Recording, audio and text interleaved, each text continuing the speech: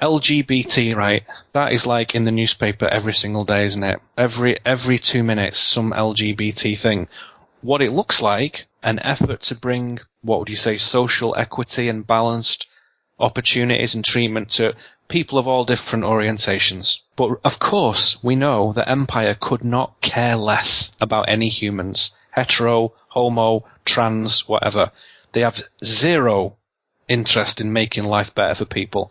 So this big thing, LGBT, it's everything is LGBT. What's it really for? I suggest Empire has constructed LGBT rights and gender bias and gender equality and all that to destroy the sacred aspect of the masculine and the feminine. So what we sometimes do see are what in certain circles, certain mystical circles, you might call pansexual beings, humans who are not limiting themselves to any particular expression of men or women or this or that. Traditional roles can be transcended. It's rare. Most humans are traditional in their sexual core. They are hetero.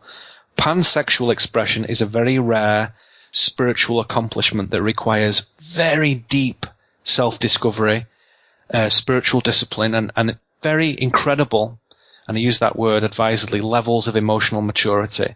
And it can be a very wonderful and beautiful thing. Real, but very, very rare. So there are certainly humans who sexually prefer a particular gender and those who like both, and all different expressions, up and down, left and right. Doesn't matter. But what Empire has done is nothing to do with that. They've created this sort of fake LGBT virtual world, which has not arisen from true sacred pansexual expression, but from imperial think tanks like everything else. So what imperial LGBT really is a sort of club for sad, isolated, fragmented people who have been deceived into thinking that the solution to their spiritual emptiness and their social exclusion lies in sexual reorientation, which for the vast majority it certainly does not. And all you need to do, you see this, I'm sure, is walk around the streets of LA, or Phoenix, Portland, Seattle, New York, and you will see a very large number of emotionally immature, spiritually vacant, pathetic people who do not resonate sacred pansexuality, but are just messed up and looking for sanctuary in some sort of imagined brotherhood or sisterhood. And that's imperial LGBT. It's a deception. And there's better ways for those guys and girls. They can do what they want, but they've bought a deception. So real LGBT is something totally different. Imperial LGBT is the removal of the crucial role of gender in the life of the human, the degradation, again, of sexual propriety, and the conditioning, the programming of youth to envision masculinity and femininity as lifestyle choices. And these things destroy individuals, families, and communities. And again, this is not about limiting personal freedoms, right? That I'm the last person to do that, believe me. It's not about hearkening to some bygone age of religious puritanism. It's not by a long chalk. This is about control, plain and simple. Programming the ignorant and the gullible and the lonely to regard their biology and sexuality as interchangeable, like clothes or trends or media. But in spiritual unfoldment, your gender is your most important spiritual asset. Your sexuality is a crucial expression of your spiritual discovery. And that flow of masculine and feminine in a person is, to me, is divinely ordained to bring maximum growth and exploration for that person, based on many prior lifetimes of soul journeying, all very precisely calibrated and set up in accordance with, your soul, with divinity, with the laws of nature, of ethereal manifestation, of organic representation as an animal form here, all of us, flesh and blood, bone and sinew, and this great intersection of many lifetimes, all designed to bring this beautiful opportunity for personal refinement. To think that all that is just up for grabs as a lifestyle choice to play around with is a disaster. So imperial LGBT is nothing to do with choice and freedom and social justice. It's not. It is to destroy the sacred teaching of the masculine and feminine impulse in everyone. And all of us have both of them. And the mix of it is a very private, special spiritual matter, and to erase centuries of soul journeying in this sort of deeply deceptive social conceit is again what Empire's trying to do. So masculinity and femininity are the big, massive driving factors, just like the sun is this giant masculine giving energy, and the moon, the lunar, is this beautiful, nourishing female energy, not the mysterious space messed up base that people think. These are magnificent energies that absolutely control Earth life, absolutely and utterly. Everything is male and female. Gender, that critical seventh hermetic principle. Gender is in everything. Everything has gender. And to mess with that and to imagine that the government can legislate on that to assist and help people is just such a con. I can't believe people are falling for it. It's just preposterous. It's absolutely one of the most obvious examples. Race and LGBT, it's right in front of you. And if you put your detective hat on for a minute, get your Sherlock Holmes pipe and look at it, it's obvious. The evidence is all there. It's a con. And again, it's nothing to do with race. It's nothing to do with race. It's nothing to do with gender and sexuality. It's just control. They're trying to erase judgment, erase that spiritual adventure of masculine and feminine flow, erase that journey back to the divine androgyne where both come into perfect harmonic communion. That's impossible when you look at the messed up culture that they're trying to create for these people. And as I say, it could be the most masculine man, the most feminine woman, gay, trans, lesbian, dyke, what, it doesn't matter. That's irrelevant. Do what you want. Do what you want, be an individual, but do not let that culture be guided by Empire, because it's doing the very opposite of what people think. The motive is to remove the journey of the masculine and feminine in the spiritual men and women, and to co-opt it and to make it a lifestyle choice. And when it's a lifestyle choice, it's a trend, it's a fashion, it's up for grabs, it's decadence, it's decay, it means nothing.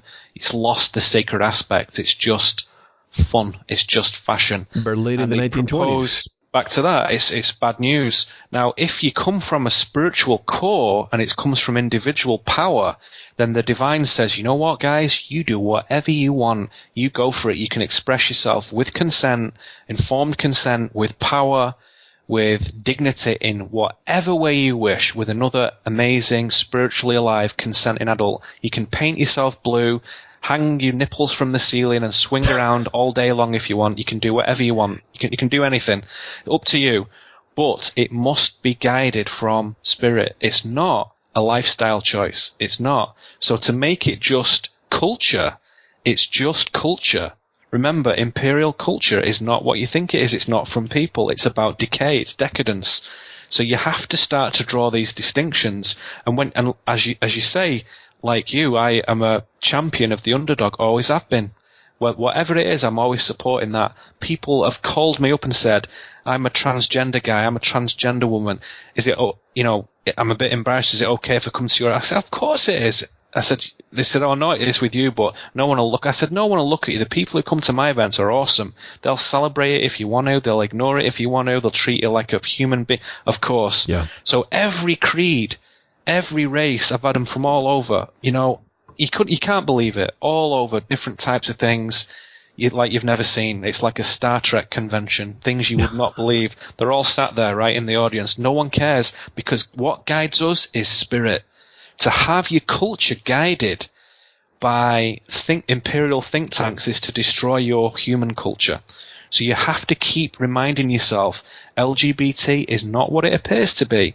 LGBT is something else. The real issues are not discussed in the media. Remember, Empire is not your friend. It's not interested in your well-being. Doesn't care about your bathroom rights or where to go or what bits you've got in your pants. It's not interested in that.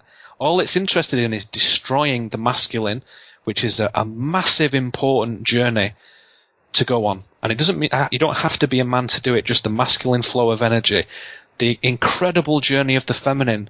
Anyone who's interested in Hermetic mystical traditions in particular, as I say, Hermetic principle number 7, gender is in everything on earth. Every single thing has gender.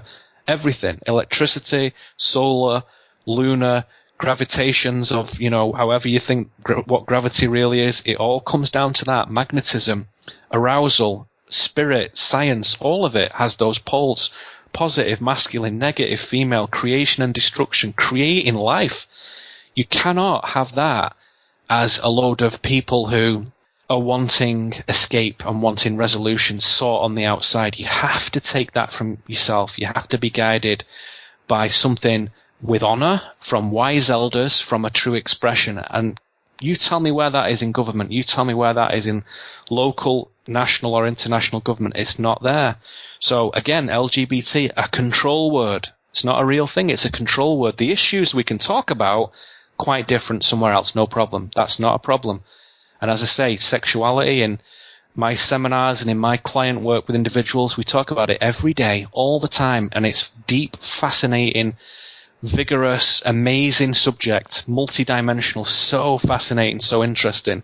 None of that is ever talked about in the mainstream. So LGBT stuff, bullshit. And just for the record, all the gay, lesbian and trans people I know, all the queer people I know who don't even want to say what they are, they've all said to me privately, this LGBT thing is bullshit, Neil, isn't it? And I'm like, I know. You tell me. It's not representational of me, of my people, of my partners, of what I do in life, of where I go. It's bullshit. It's a lie. So even the guys and girls who I know who do it, as a life expression in themselves from a place of integrity and excellence and spiritual accomplishment, they tell me it's bullshit. They tell me that to my face every week in, week out. Even they are afraid to talk about this with other people. That's right. They're being ostracized from the very own incredible journey that they're taking.